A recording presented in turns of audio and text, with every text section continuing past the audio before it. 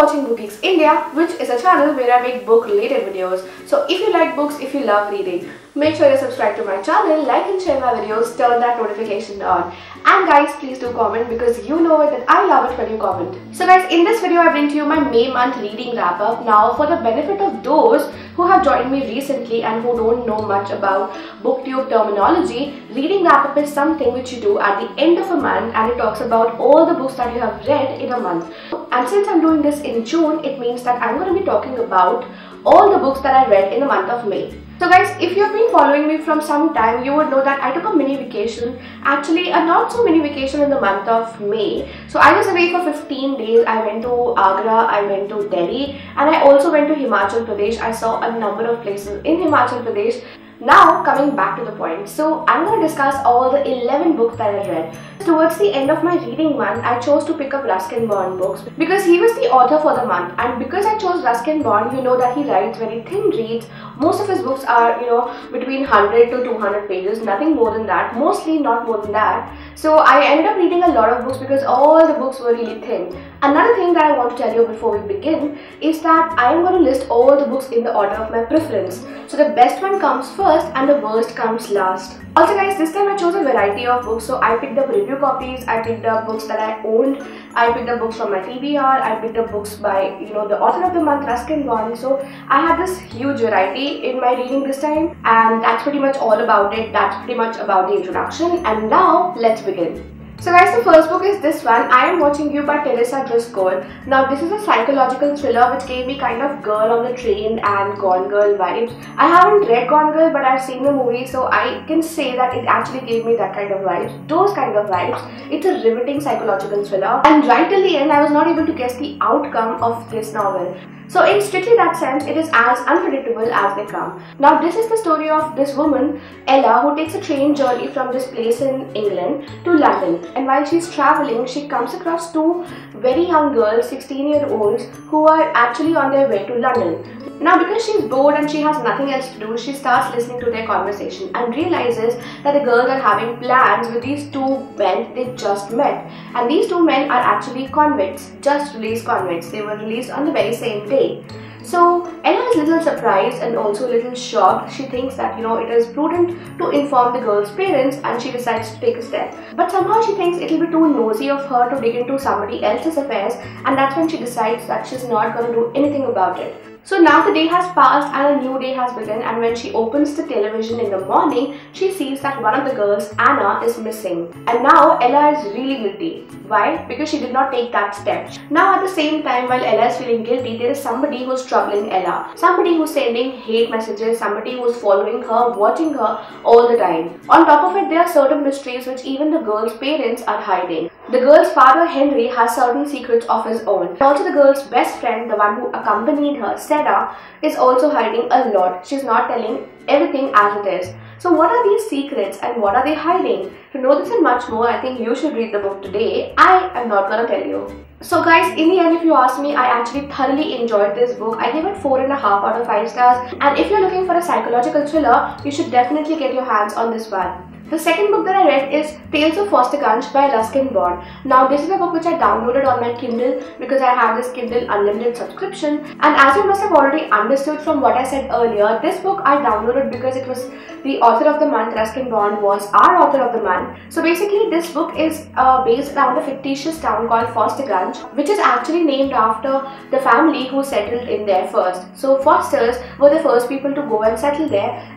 So FOSTERGANJ is this really small town, a sleepy, small Himalayan hamlet which has nothing, which literally has nothing, and that makes it all the more interesting. Now Ruskin Bond says that small towns are actually not boring. Why? Because everybody is concerned with everybody else's business, and so many people, and because people are not that busy, people have spare time, they tend to interact a lot, they tend to talk a lot, they tend to gossip a lot, and that's the reason small towns become interesting for him. So Ruskin Bond writes a lot of short stories about this fictitious town, and he writes it in the first person in the sense that he, as a writer, he's finding it difficult to find more stories, so he decides to go and settle in this small town for some time, and there he cooks up a lot of stories, and that is how he pens this entire book. So Tales of FOSTERGANJ is a really good book. I actually enjoyed it. And in the end, because you know that I have a certain bias towards Ruskin Bond, so I actually gave this book 4 stars. The third book is Voting at FOSTERGANJ, which is also by Ruskin Bond. Now, having finished Tales of FOSTERGANJ by Ruskin Bond, I was quite inquisitive and I wanted to read more and more of Ruskin Bond. So while I was looking again on my Kindle Unlimited subscription, I came across this book called Voting in FOSTERGANJ. Because FOSTERGANJ already made inroads into my heart, I thought let me download this as well. So hence came Voting at FOSTERGANJ, and I ended up loving it too. It had 1 or 2 stories from earlier books that I had read. Ruskin Bond, as you know, writes about small towns, he writes about hill stations, he writes about Himalayas, he writes about animals, flora, fauna, everything. So this is basically Ruskin Bond in a nutshell. So again, I loved it and I rated it 4 stars out of 5. So guys, the fourth book that I want to talk to you about is One Way or Another by Corinne Coleman. Now this is a book which I picked up on NetGalley. For those of you who don't know what NetGalley is, it's basically a website where you can register if you are a book lover, if you are a book blogger, if you are a book reviewer, if you are a booktuber, anything. Basically you just have to love books and just give them an honest opinion, an honest review about it. So I'm a part of this platform, and it is through this platform that I get a lot of review copies, which actually, if you think, are not really available, not really widely available in India. So I do this, and it is through this platform that I was able to read this book, One Way or Another by Corinne Coleman. Now this book is a chick lit, which is a genre which I absolutely love. This book has an interesting tale to tell. It's not your cliche boy meets girl, romancy kind of chick lit, no. It's basically a story of this devastated 29-year-old woman called Katie Kelly. Now Katie is at the lowest point of her life. She is devastated because the love of her life, Ben, left her. It basically did not come to a breakup, but eventually they just grew apart. But that is not the only reason Katie is unhappy. She is also unhappy because she had put her heart and soul in her restaurant, in her startup, which failed miserably, and now she has a lot of debt which she owns and she has to repay that. To top all of this, she's not actually working in a high-end restaurant, a fancy restaurant, as she should be, as she really deserves because of her education, but she's actually working in an old age retirement home, cooking ugly looking broths and insipid menus for old people. So basically you can understand why she's unhappy. But then at this point of time, when she's at her lowest, life throws her an opportunity. It is an opportunity to enter a competition and cook for the world's greatest chef. She'll be able to cook for him in his restaurant as the head chef. But the only thing is that when on the first day she goes to that competition, she realizes that Ben, her ex-flame, is also there. So things get a little tricky, and that is how the book builds up. It's not just about the romance, it's also a lot about the restaurant business. So I give this book 4 out of 5 stars, and I would definitely recommend it to all my viewers. Guys, the next book is this one, Happiness is All We Want by Ashutosh Mishra. This is a book which was sent to me by the author for review. It's published by Booktube, and I was actually very glad that I received it and I was able to read it because this is an absolute treasure. It's actually a book meant for everybody, mostly for people who are in corporate, who are in colleges, or who are struggling with work-life balance, who are struggling between their professional and personal lives. It tells you a lot about all the things that you need to take care of for your happiness. So basically it's not exactly about happiness, but about the 3 things which are utmost important for every individual, which are mind, body and soul. If you care for the needs of these 3 things, I am sure, and he is sure, Ashutosh is sure, that you will definitely be happy. So one important tip I would give to all the readers who choose to pick this book up, and you should definitely pick this book up because it's an absolute gem. So the tip is that while you are reading this book, make sure you go very slowly, but do it in a continuous way. Do not read the book in 2 days or 3 days. I did that, but I regret it. I should have done it like really slowly. But when you're doing so, highlight the important points. I have a habit of highlighting, and make sure you go back to it again and again until and unless you're able to implement most of what is written in this book. I'll be doing a separate review video for this, so don't worry, I'll talk to you in detail about it, but that will be a little later. So guys, the 6th book is this one, Treasure Trove of Zodiacs by TANUJ LALCHANDANI. I've already done a video review for this, so if you are interested, you can check that out. I'll put the link in the description box below. So the author is an astrologer, and in this book he talks to us about the 12 zodiac signs. And this is a really good book. It's an interesting book. I was able to learn a lot from it, and even though it talks about the negative aspects or the negative traits of a particular zodiac sign, it doesn't do so in a negative way. It does so in a very, very constructive way. So that is one thing that I really liked about this book. Also, this book is a piece of art. So if you look at it, it's just full of beautiful art which is just fantastic. So all the pages are glossy, I hope you can see it, and the text is embossed and it's just beautiful. The book is a beautiful one. Guys, the next book is another one by Ruskin Bond, and this one is The Empty House.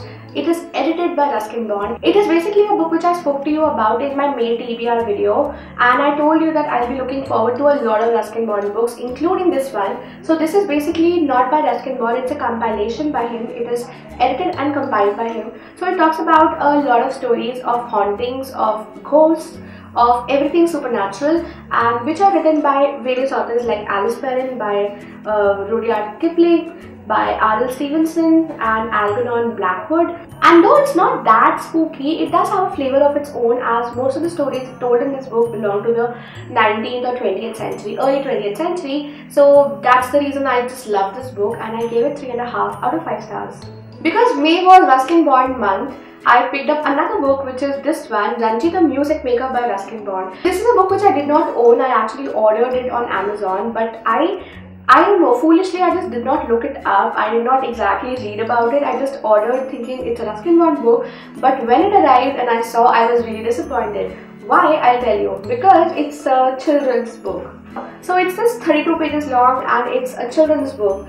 Though it's beautiful, the illustrations are beautiful, the story is beautiful, but in the end, a children's book is a children's book. The next book that I read is this one, My Mute Girlfriend by Himanshu Rai. This book was sent to me by the author for review, and I found a little cliche. So even though the book is a true story, it's actually a true love story, a sad story, a melancholic story. I don't like it that much because in the end, I have read a lot of books which are very similar to this one, and that is the only reason I did not like it that much.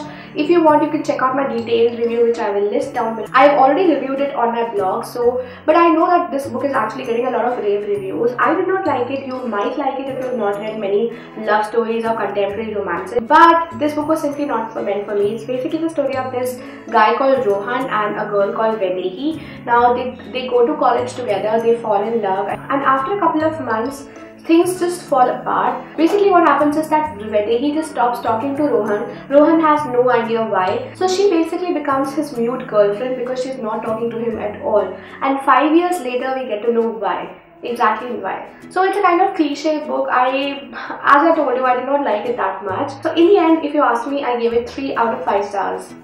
The next book that I read is this one, Wedding Pickle by NEHA Sharma. This is again another book, a chick lit more or less, but it's a cliche. It doesn't have a proper story, it doesn't have a proper plot. Though it's written in a nice manner, it's kind of fun, humorous, witty at the same time, but the lacking of a good plot line, the lacking of a decent story makes this book unappealing. This is the story of Avni, who's scared of marriage, who's skeptical of marriage because she has heard a lot about all the things, all the changes that comes into one's life after they get married. On top of it, she has to do arranged marriage because she doesn't have a love interest whom she can just go and get married to. So basically it is upon her parents to get a groom for her, and that is the only thing that scares Avni. How can she decide to marry? How can she decide to spend her entire life with somebody whom she has not known? Somebody who's not yet married, who's young and who doesn't read a lot of books, especially a lot of chicklets, would find this book interesting. But because I do a lot of chicklets, I am a voracious reader of chicklets, this book was nothing new for me. The last book that I read was sent to me by an author from Sri Lanka. So this author is called Ravindra Satsarni, and she wrote this book called Sorrows That You Keep, which is the last book on my list, which is the 11th book on my list. The reason I gave this book a little less rating is because it's a very confusing read. It's not a very clearly defined read. It's very chaotic, random. I love the way Ravindra is able to play around with words. She writes very beautifully. Her words are poetic. Her words have a certain melody. But in the end, the concept was good, the story was not that great. It was not entertaining. So she failed in that entertainment part, and that's the reason I gave this book 3 out of 5 stars. So basically this book is the story of a girl called Sue and a guy called Avi. Now Sue is a Sri Lankan woman who travels from Colombo to Italy, where she faces a lot of insecurities. Because she's a brown woman in an entirely different nation, people don't know where Sri Lanka is. Whenever somebody asks her about her country and she says Sri Lanka, they generally don't have an idea about where it is. She has a lot of insecurities insecurities. She has a lot of troubles, getting used to the cultural shock, to getting used to the cultural change. Back home lives Avi, who was a boy Sue used to love when she was young. Avi used to love her as well, but then something happened, maybe careers happened or life happened, and they drew apart. It was just a mutual respect kind of relationship, but then they knew that they loved each other. Basically, this is the premise of the book, but the story doesn't take off. It's just there, it's stagnant, there is no storyline per se. So that is the reason I gave it 3 stars. But in the end, again, as I told you, this book is not such a bad read. Just because I read all the good books in May, this features last on my list.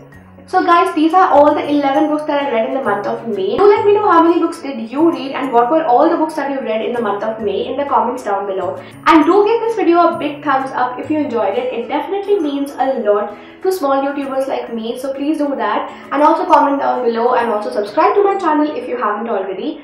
Until the next video, which will be pretty soon. Bye!